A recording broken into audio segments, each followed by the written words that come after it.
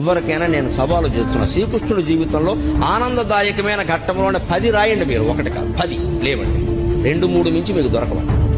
విషాద ఘట్టాలు రాయండి అమ్మా, నేను చెబుతున్నా 25 దొరుకుతాయి. 25 అది శ్రీకృష్ణుడి జీవితం. పుట్టింది జరసాల్లో, పుట్టిందో తల్లిక, పెంచిందో తల్లి, పుట్టిందో తండ్రిక, పెంచింది ఇంకో తండ్రి. అందులో పెంచిన తండ్రికేమో వీడు తన బిడ్డ కాదని తెలుసా, ఆ తల్లికేమో తెలియదా? ఏమి జీవితాన్ని అవునడానికి లేదు, కాదనడానికి లేదు. నిజం ఒకటికి తెలుసు, నిజం ఇంకోళ్ళకి తెలియదు. కానీ పెరిగాడు మహానుభావుడు.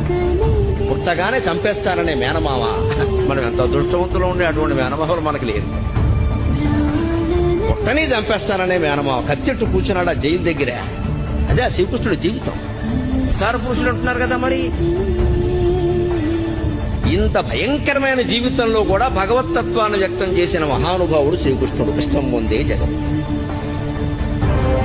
పరిత్రాణాయ సాధూనా వినాశాయ చ దుష్కృతా ధర్మ సంస్థాపనార్థాయ సంభవామి యుగే యుగే.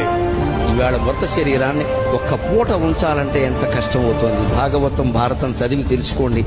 7 రోజులు మృత శరీరం అలాగే ఉందండి. 8 మంది భార్యలలో ఒక్కరు లేరు. తల్లి లేదు, తండ్రి లేదు, బిడ్డలు లేరు, ఎవ్వరు లేరు. మన భాషలో చెప్పాలంటే దిక్కుమాలిన మరణం.